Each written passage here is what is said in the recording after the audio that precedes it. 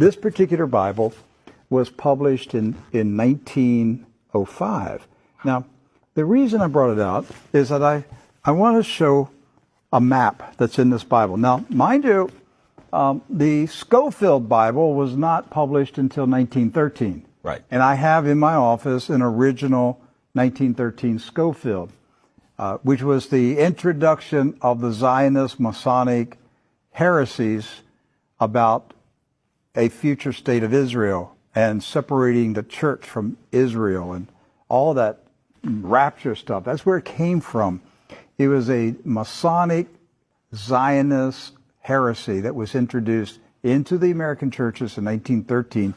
This is a 1905 Bible. Pre-Scofield. Pre-Scofield, with no Scofield notes in it. So, you open it up, and this is on page 13. I mean, this thing's big. I want to show you. Here is a map of the Holy Land. And it says, what?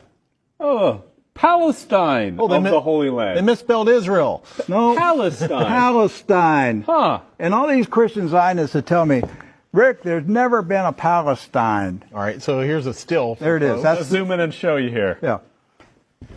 So, yeah, you hear these people like John Hagee, there's never been a Palestine. Well, look at this Bible map from 1905. And most Bibles Yes. from then had a map of Palestine. And Palestine is in the Bible itself, in the Old Testament. So we're showing you this just because I'm trying to break through the propaganda, the confusion, the lies that the Zionists have implanted in millions of minds of Christians in America, and told them there's never been a place called Palestine. But I have a map, Rick. Right there it is. So, with that in mind, do you know who lived in Palestine? Palestinians? Palestinians. I got that one right. Palestinians. And Palestinians were Jewish, Christian, And Muslim. and Muslim. Right. They weren't a particular faith. They were citizens of a particular country. Palestine. Palestine. They were all Palestinians. Yes. Jesus was a Palestinian. Look at this. Okay? So Israel has never meant a political country. It's always meant the people of God. Yes. The called out ecclesia, the people of God. That's what Israel means. It's not a political country. With that in mind, we're going to show you some of the scenes of the violence that's taking place in Palestine this week, because here's what's happened following the 1917 Jewish Bolshevik Revolution in Russia, where the Jewish Bolsheviks went in and slaughtered the Romanov families in a satanic ritual, imposed communism on Russia, killed hundreds of thousands, literally millions of Christians, hundreds of thousands of Christian Orthodox pastors, and burned their churches, and just a horrible attack on the Russian church in 1917 and afterwards. Then they began to infiltrate Palestine in the 1920s and the 30s.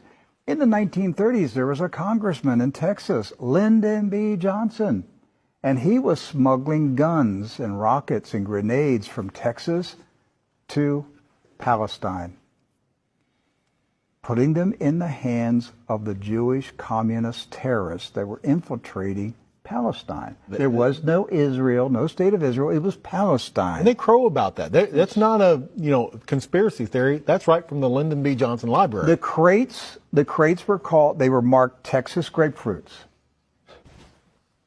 The grenades, they were shipped as Texas grapefruits. The same grapefruits that blew up the King David Hotel. Right. So to the 1920s, the 30s, and into the 40s, the European Ashkenazis invaded Palestine, infiltrated. The Arabs, Christian, Muslim, and Jewish, all Palestinians, were alarmed by the arrival of the communist Ashkenazis from Europe. The so-called Jewish settlers were killing. They killed the Jewish residents of Palestine. Yes. Do you understand that? They killed the Jews who lived in Palestine. They killed Christians. They killed Muslims. They finally got enough critical mass that they had enough numbers that they took over Palestine and declared their independence in 1948. And Harry S. Truman, a 33rd degree Freemason, quickly recognized this new country as a real country. And that's how we got to 1948 and the State of Israel. There's never been peace in the Middle East since that day. That day is marked by all Palestinians as a day of disaster. Napka. Napka. A day of disaster. The disaster continues to this day. The Ashkenazi invaders continue to take the land, the homes of the Palestinians who have resisted, refused to leave their houses, refused to leave their farms. It's not about Palestinians trying to chase out Jews.